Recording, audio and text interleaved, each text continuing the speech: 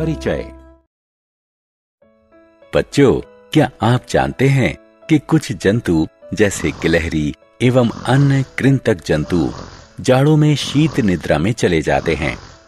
वे इन दिनों में ठंड और भोजन की कमी से बचने के लिए ऐसा करते हैं।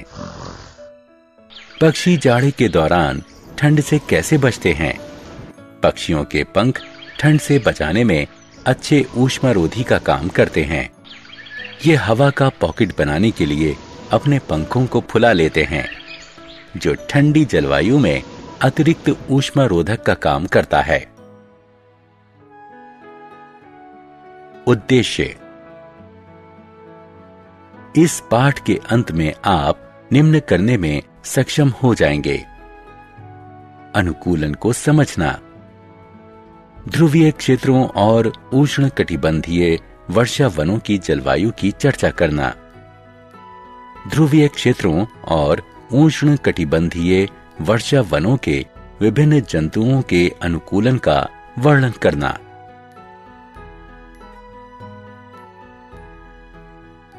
ध्रुवीय क्षेत्र और उष्णकटिबंधीय वर्षा वनों के देश।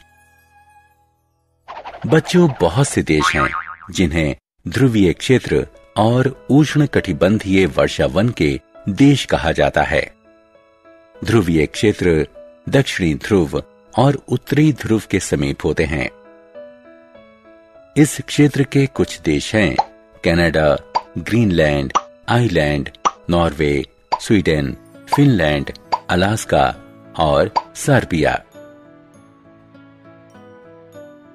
Bharat, Malaysia, Indonesia, Brazil, Congo गणराज्य, केन्या, युगांडा और नाइजीरिया ऐसे कुछ देश हैं जहां उष्णकटिबंधीय वर्षा वन पाए जाते हैं।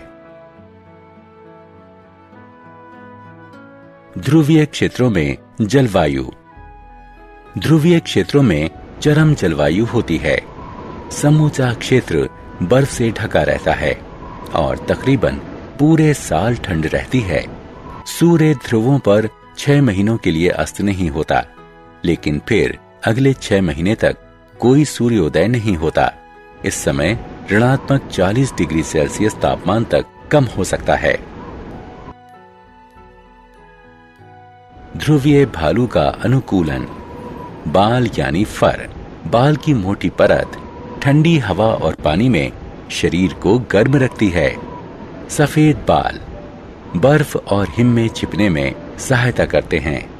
त्वचा से निर्मुक्त ऊर्जा को शरीर में वापस परावर्तित करते हैं। बड़े पंजे, चौड़े पंजे शरीर का भार बर्फ पर विस्तारित कर देते हैं और तैरने में सहायता करते हैं। नाखून बर्फ में खोदने के लिए मुड़े होते हैं। दांत मांसाहारी जीवों के अनुरूप नुकीले। नथुने सांस लेने में सहायक, लेकिन तैरते समय बंद हो जाते हैं। छोटी पूंछ और कान ऊष्मा के क्षय को रोकने के लिए आकार में छोटे। वसा की परत ऊष्मा रोधन के द्वारा गर्म रखने में सहायक। पेंगुइन के अनुकूलन। आपने पेंगुइन का चित्र जरूर देखा होगा। वे सफेद होते हैं, इसलिए सफेद पृष्ठभूमि में वो आसानी से छिप जाते हैं। उनकी त्वचा मोटी होती है और उस पर बहुत ज्यादा वसा होती है, जो उन्हें ठंड से बचाती है। पेंगुइन अपने आप को गर्म रखने के लिए झुंड में रहते हैं। वे अच्छे तैराक होते हैं। उनका शरीर रेखीय होता है और उनके पैरों में जाल होते हैं, जो उन्हें तैरने में सहायता करते हैं। ध्रुवीय क्षेत्र के अन्य जंतुओं का अनुकूलन। ध्रुवीय क्षेत्र में रहने वाले अन्य जंतुओं में अनेक प्रकार की मछलियां, कस्तूरी मृग, रेनडियर, लोमड़ी, सील, व्हेल तथा अन्य कई प्रकार के पक्षी सम्मिलित हैं। आपने शायद सुना हो कि साइबेरिया की चिड़ियाएं प्रतिवर्ष सर्दियों में भरतपुर पक्षी अभयारण्य में आती हैं। वे भारत क्यों आती हैं? क्योंकि सर्दी में भारत की जलवायु साइबेरिया की तुलना में काफी गर्म रहती है। जब सर्दी खत्म हो जाती है तो वो अपने प्रदेश लौट जाती हैं।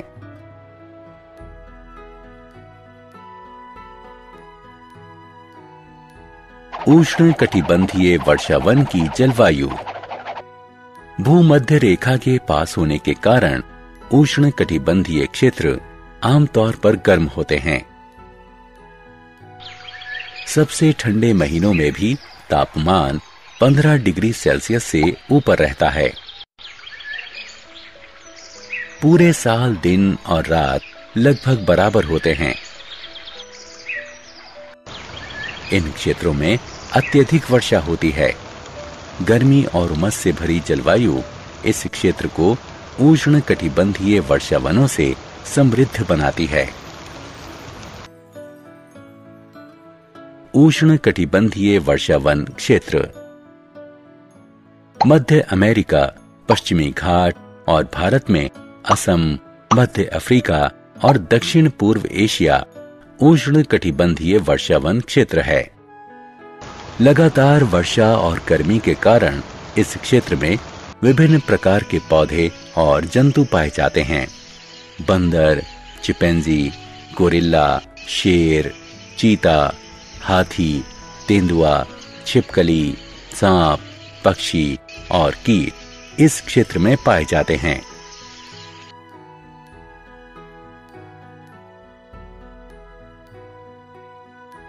उष्णकटिबंधीय वर्षावन क्षेत्र के जंतुओं का अनुकूलन।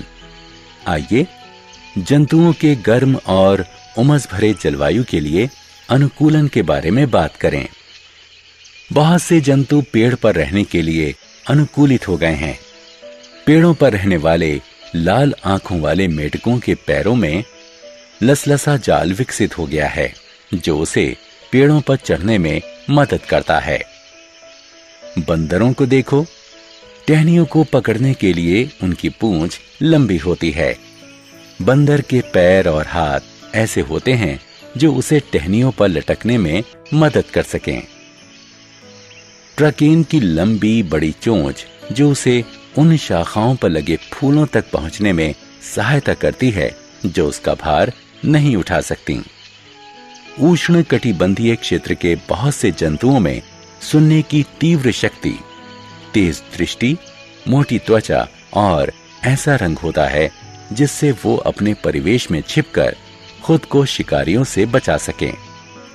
शेर और चीतों की त्वचा मोटी होती है और उनमें सुनने की तीव्र शक्ति होती है। हाथी के अनुकूलन। यह एक हाथी है। हाथी भारतीय उष्णकटिबंधीय वर्षावन का एक अन्य प्रमुख जानवर है। इसकी नाक बहुत लंबी होती है। इसे सूंड कहते हैं। इस सूंड के कारण ही इसकी ग्रहण शक्ति बहुत तीव्र होती है। सूंड से हाथी भोजन भी उठाता है। बड़े दांत उन पेड़ों की छाल निकालने में सहायक होते हैं जिन्हें खाना हाथी पसंद करता है। हाथी के बड़े कान उसे हल्की से हल्की ध्वनि सुनने में सहायता करते हैं। वे गर्म और उमस भरी जलवायु में हाथी को ठंडा रखने में सहायता करते हैं।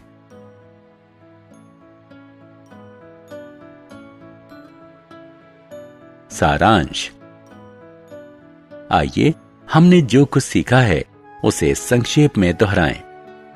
कोई भी विशेषता जो किसी जीव के जीने की संभावना बढ़ा दे उसे अनुकूलन कहते हैं। ध्रुवीय क्षेत्र साल के ज्यादातर समय बर्फ से ढके और ठंडे होते हैं। ध्रुवीय भालू और पेंगुइन ध्रुवीय क्षेत्र के जानवर हैं जो पूरी तरह से ध्रुवीय क्षेत्र की ठंडी जलवायु के अनुकूल हो चुके हैं।